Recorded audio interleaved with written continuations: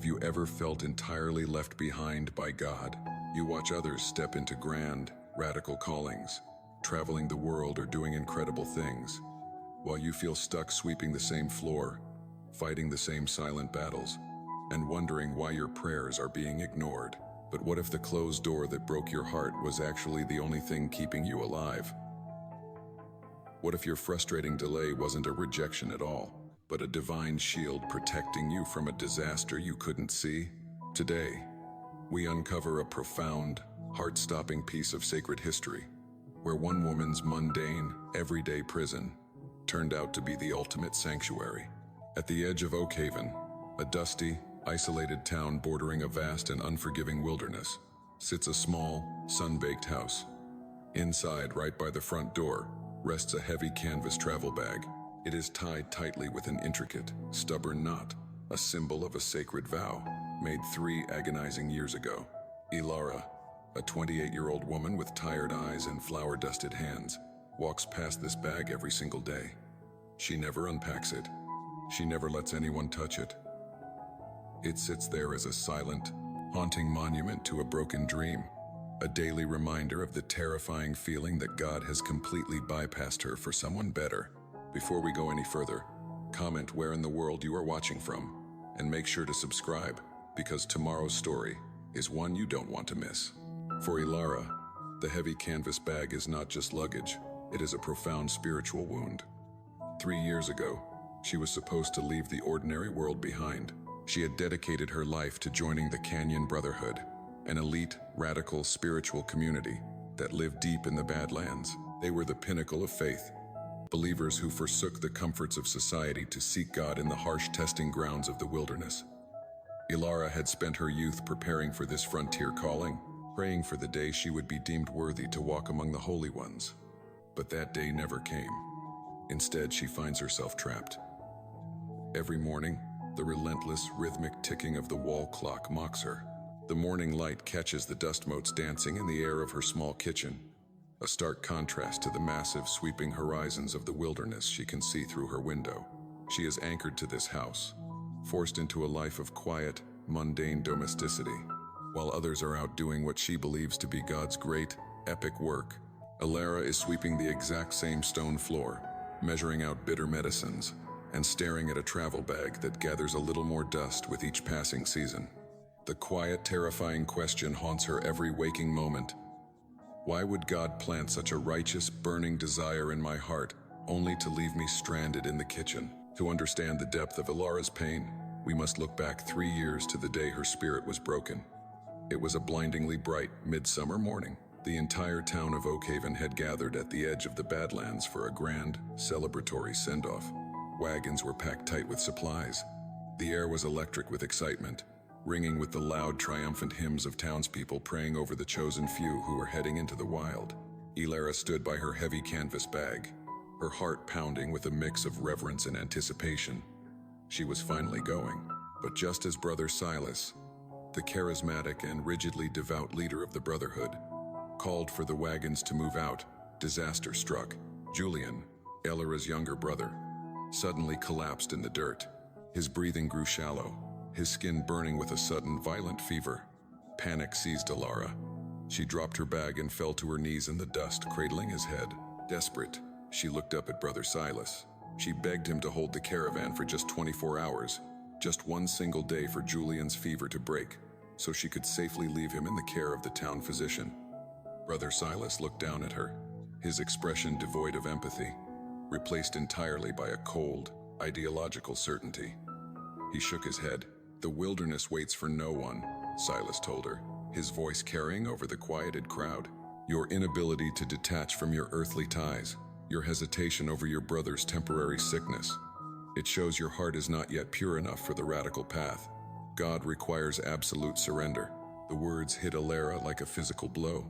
The wagons rolled out, their heavy wooden wheels kicking up a choking cloud of dry dirt. The townspeople continued to sing, their voices drowning out Elara's panicked pleas for help. She was left sitting in the settling dust, clutching her sick brother, watching the elites ride away into glory. In that humiliating, public moment, Elara felt utterly exposed and judged. She believed she had been tested by the Almighty and had failed spectacularly. The narrative of failure became the suffocating reality of Elara's everyday life. Returning to the present day, the grand hymns of the send-off have long been replaced by the maddening, repetitive rhythm of an unseen caregiver. There is no glory in her routine. She wakes hours before dawn. She builds the fire. She endures the oppressive, sweltering heat of the kitchen oven to bake bread to sell for medicine. She washes soiled linens until her knuckles bleed, and she carefully measures out tinctures for Julian, whose condition only worsened. One bleak afternoon, the local town physician pays a visit. He examines Julian, his face grim. When he steps out into the kitchen, the smell of medicinal herbs mixing heavily with the scent of rising dough, he delivers the final, devastating verdict. Julian's respiratory illness is permanent. He will never fully recover, and he will require round-the-clock, intensive care for the rest of his life. If Elara leaves him, even for a week, he will die. For Elara, the doctor's words are a death sentence for her own soul. When the physician leaves, the house falls into a crushing silence, save for Julian's labored, rattling breath in the next room.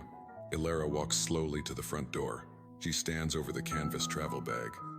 For 3 years, she had harbored a tiny, flickering hope that maybe, just maybe, Julian would heal, and she could finally follow the Brotherhood.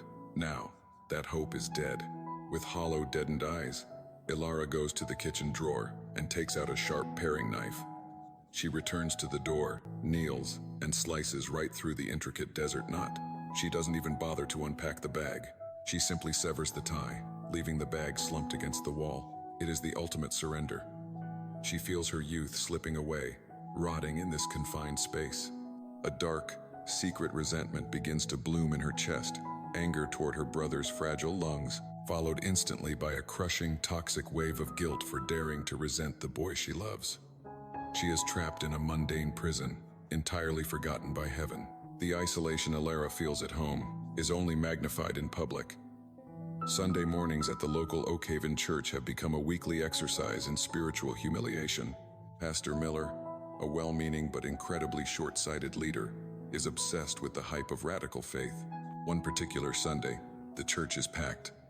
Pastor Miller stands at the pulpit, waving a piece of parchment, a rare letter that arrived from the Canyon Brotherhood.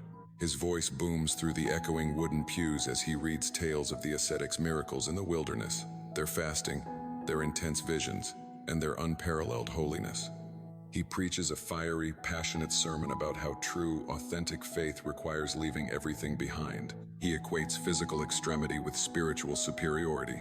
As he speaks, he implicitly elevates the absent brotherhood into untouchable heroes, while completely, utterly ignoring the quiet, faithful, grinding sacrifices of the people sitting right in front of him. Sitting in the back pew, Elara consciously pulls her apron down to hide her hands. Her fingers are blistered from the oven, her skin cracked and scarred from washing linens in harsh lye soap. Surrounded by bright-stained glass and soaring music, she has never felt more ugly, ordinary, and spiritually irrelevant. That night, the dam breaks. The house is pitch black, the dead silence broken only by the sound of the wind outside. Elara sits on the stone floor in front of the cooking hearth. The dying embers cast long, flickering shadows against the walls. She buries her face in her calloused hands and weeps bitterly. It is a profound, soul-crushing spiritual loneliness. She looks up at the ceiling and whispers into the dark, "Why did you give me a heart for the wilderness, only to lock me in this kitchen? Why am I not good enough for you?" 3 weeks later, the physical weather finally matches the turbulence in Elara's soul. A massive, violent storm descends upon the Badlands and sweeps into Oakhaven. The wind howls like a wounded animal, and freezing rain lashes against the wooden siding of Elara's home. Despite her bitterness, Elara had never fully let go of her love for the frontier.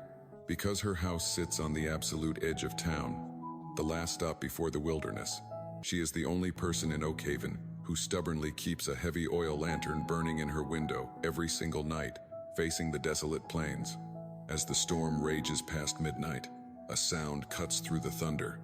A frantic, desperate pounding rattles her heavy oak door. Startled, Elara grabs a shawl, unbolts the latch, and pulls the door open. The wind nearly knocks her backward.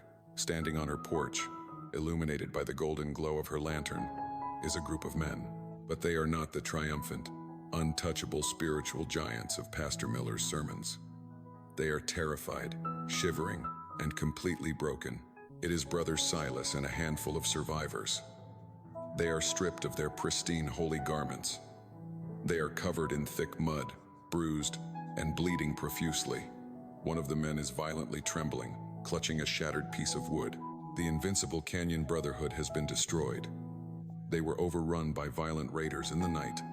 Their camp was burned to ash, their supplies stolen, their sanctuary desecrated. The mighty elite have been reduced to starving, desperate refugees. Elara doesn't hesitate. She pulls the battered men out of the freezing rain and into the warmth of her home. She bolts the door against the storm and guides them to her simple, scarred wooden kitchen table. She immediately begins stoking the fire and pulls a fresh, warm loaf of bread from the cooling rack by the oven. Brother Silas, the proud, rigid leader who had publicly shamed her 3 years ago, sits slumped in a chair.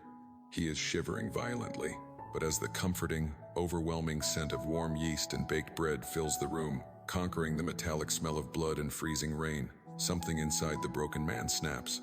Silas slides out of his chair and collapses to his knees on Elara's swept stone floor. He begins to weep uncontrollably. Through his tears, he looks up at Elara. He confesses that the wilderness was not a place of perfect holiness. It was full of chaos, ego, and eventually, horrific violence. I thought I knew where God was, Silas chokes out. But here, in this room, I finally feel safe. I feel his presence. In that breathtaking moment, the paradigm of Elara's entire life shatters and reassembles itself into something incredibly beautiful. As she looks at the bleeding men sitting at her table, a profound wave of relief and awe washes over her. The revelation hits her with staggering clarity. God didn't reject her 3 years ago. If she had been allowed to get on that wagon, if Julian had not fallen ill, she would have been in the canyon when the raiders struck. She might have been killed or broken beyond repair. Her delay was not a punishment. It was a divine shield. God had anchored her in this seemingly mundane life, training her in the grueling daily acts of selfless caregiving, so that when the wilderness finally broke the elite, there would be a sanctuary waiting for them. Her ordinary kitchen, with its ticking clock and hot oven, was not a prison, it was a hospital for the broken. With mature tenderness and a heart completely drained of resentment, Elara walks over to the front door. She reaches down and picks up the heavy canvas travel bag that has haunted her for 3 years. She takes her paring knife and gently cuts the fabric, tearing the thick linen into long, clean strips. Returning to the table, she kneels beside Brother Silas, taking the very fabric of her failed dream and uses it to bandage his bleeding wounds. Sometimes, the calling we so desperately want is withheld from us, not because we lack faith, but because God's true purpose for our lives requires us to stay exactly where we are. What feels like a frustrating, agonizing delay is often the very protection we prayed for, positioning us to be the exact grace someone else will desperately need when their world falls apart.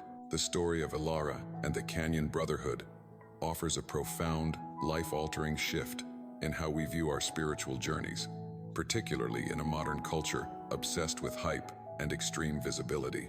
We are often conditioned to believe that true faith must be loud, radical, and publicly celebrated. We elevate the spiritual elites, those who leave everything behind for the frontier, while subtly looking down on the quiet, grinding, invisible sacrifices of the everyday caregiver, the exhausted parent, or the faithful worker. But this story shatters that hierarchy. It teaches us the agonizing but beautiful truth about divine delay. From one perspective, Elara was a failure, a woman whose earthly attachments disqualified her from greatness. Yet, from a higher, divine perspective, her failure was her exact calling. God often disguises his highest purposes as mundane interruptions. We must ask ourselves, are we so obsessed with being in the wilderness doing grand things for God that we miss the sacredness of the kitchen? When our prayers for an escape are met with silence, it is easy to succumb to bitterness. But true spiritual maturity requires the terrifying realization that God's protection doesn't always look like an open door. Sometimes it looks like a locked gate, when the violent storms of life eventually break the elites and shatter our religious illusions. It is rarely the superstars who provide refuge. It is the quiet, overlooked people who have been faithfully tending the fire at home who become the ultimate sanctuaries for the broken. We hope Elara's incredible journey brought you peace and a new perspective on the waiting seasons of your life. Now, I want to hear directly from you. Have you ever experienced a time in your life where a deeply painful no from God, a canceled plan, or a frustrating delay ultimately turned out to be the exact protection you needed? Looking back, how did that season of feeling stuck actually prepare you to help someone else in their darkest hour? Please share your testimony down in the comments below. Your story might be the exact encouragement someone else needs to read today. If this message touched your heart, please hit that like button. Share this video with a friend who might be feeling left behind. And make sure to subscribe too. You won't want to miss our next video, where we uncover the shocking historical truth about a forgotten scroll that survived a Roman fire against all odds. See you next time.